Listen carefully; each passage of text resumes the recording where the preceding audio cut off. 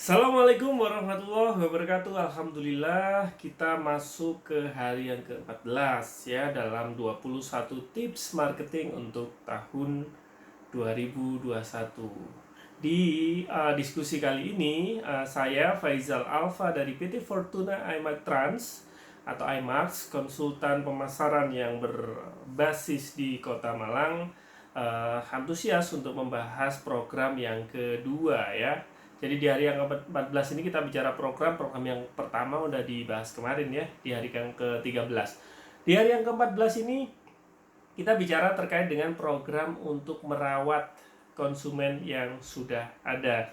Ini penting sekali karena kebanyakan dari kita ambisinya ini selalu terus mencari konsumen baru. Padahal kalau kita hayati, resapi, maknai sebenarnya yang membuat perusahaan kita bertahan sampai saat ini adalah konsumen-konsumen yang sudah beli. Tetap beli dan terus beli, sehingga yang sudah beli ini perlu untuk dirawat. Jadi perumpamaannya kalau kita ini mengajak customer baru itu seperti berburu di hutan, tapi kalau merawat konsumen yang sudah ada ini seperti peternak ya di sebuah peternakan. Nah, apa saja program-program untuk merawat? Pada prinsipnya yang perlu kita pahami bahwa ada tingkatannya ya. Yang pertama adalah yang disebut dengan target market. Target market adalah siapapun yang kita sasar sebagai konsumen kita. Jadi siapapun yang kita anggap ini masuk dalam kriteria konsumen kita, ini disebut dengan target market. Nah, dari target market ini, siapapun yang sudah mendapatkan informasi atau penawaran terkait dengan produk kita, ini kemudian disebut dengan suspek ya, suspek. Kemudian jika mereka kemudian berkomunikasi, berinteraksi dengan kita, tanya-tanya, berinteraksi dengan media sosial kita, komen, DM, atau ngechat dengan WhatsApp adminnya kita, maka itu disebut dengan prospek ya. Sudah ada potensi untuk beli tapi belum beli. Nah, ketika mereka mengambil keputusan untuk pertama kalinya belanja, beli di tempat kita, itu disebut dengan buyer atau pembeli. Nah, ini sudah langkah awal yang bagus karena ini adalah moment of truth,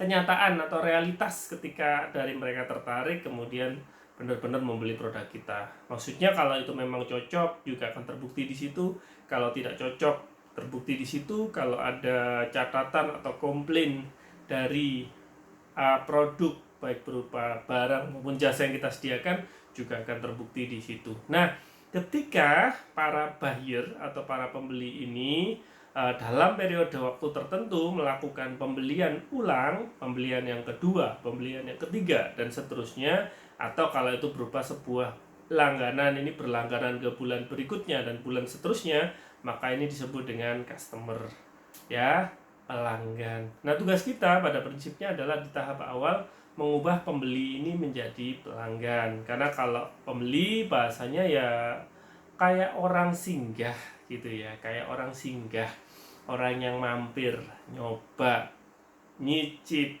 Tapi ketika kita berbicara mengenai pelanggan adalah orang-orang yang sudah betah, dan titik ini sebenarnya yang kita perjuangkan. Titik ini yang kita cari. Bagaimana kita punya usaha yang pelanggannya banyak.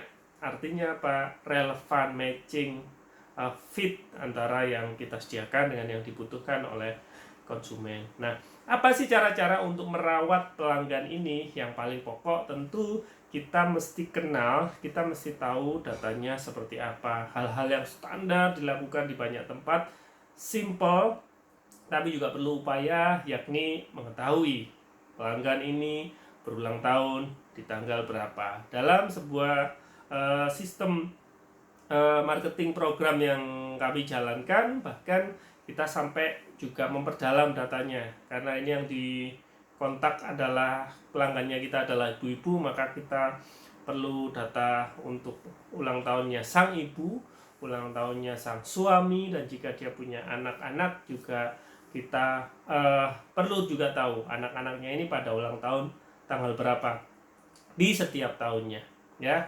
Kemudian program untuk merawat yang lain, tentu kita familiar dengan hal-hal sederhana dengan model membership.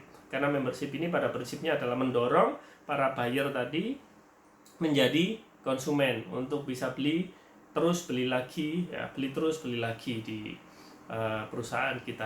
Nah, ini lumrah dilakukan misalnya di barbershop misalnya. Kalau sekarang di barbershop ya mereka memberikan sebuah semacam gitu kupon gitu ya, sehingga mereka haircut berapa kali nanti bisa dapat gratis di haircut yang ke berapa. Juga biasa di pencucian mobil. Hal yang sama juga bisa berlaku di bisnis kuliner, karena siapapun yang nge-redeem ya, nukerin ini produk atau layanan gratis, pada prinsipnya orang-orang yang sudah mencapai level tertentu. Artinya begini, kalau ini adalah 5 kali gratis 1, 7 kali gratis 1, 10 kali gratis 1, maka orang yang telah menukarkan itu pada prinsipnya sudah mencapai level, ya kalau 5 kali, ya udah 5 kali men belanja di tempat kita. Kalau 7 kali, 7 kali. Artinya ini adalah customer-customer yang memang sudah cocok, sudah setia, sudah berulang pembeliannya ke tempat kita, sehingga perlu sebuah treatment tersendiri. Jadi ini adalah sebuah indikator juga untuk nanti kita memilih dan memilah di antara data konsumen yang kita peroleh. Jadi misalnya kita dapat data konsumen 100, kita dapat data konsumen 200, kita dapat data konsumen 500, kita dapat data konsumen 1000. Kan kita sarankan tidak disamakan dengan perlakuannya. Nah, program untuk merawat ini pada prinsipnya adalah secara sadar memilih dan memilah, mengkastakan customer sesuai dengan tingkatan-tingkatan, sehingga kita bisa memberikan sebuah treatment sesuai dengan tingkatannya mereka, ya.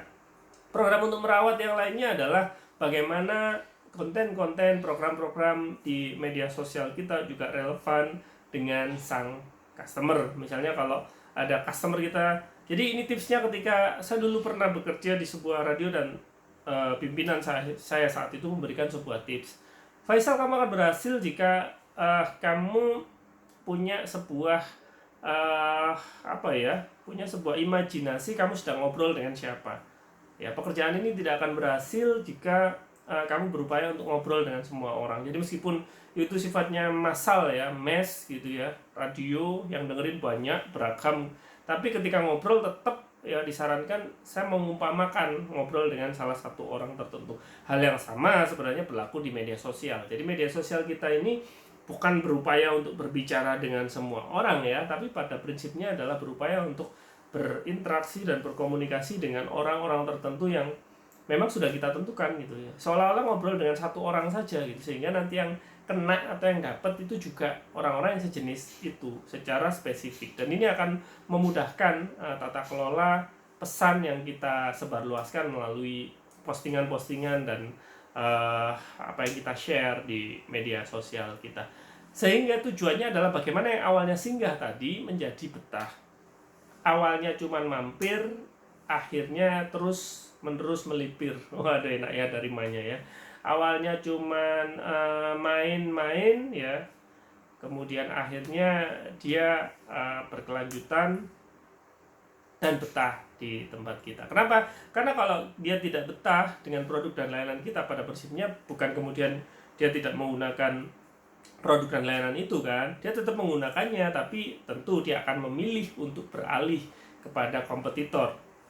Sehingga kita akui atau tidak, misalnya saya nggak punya kompetitor mas, barangkali hanya sekedar belum nyadar bahwa punya kompetitor, karena pada prinsipnya kompetitor adalah ketika tidak membeli produk baik berupa barang ataupun jasa ke tempat kita, mereka tetap beli juga, tapi belinya ke tempat lain. Nah, tempat lain ini yang sebenarnya adalah secara langsung kompetitor dari usaha kita, dan mereka nggak perlu minta izin kan untuk melayani konsumen kita dengan lebih baik, dan sang konsumen juga nggak perlu pamitan pada kita ketika mereka memilih untuk beralih.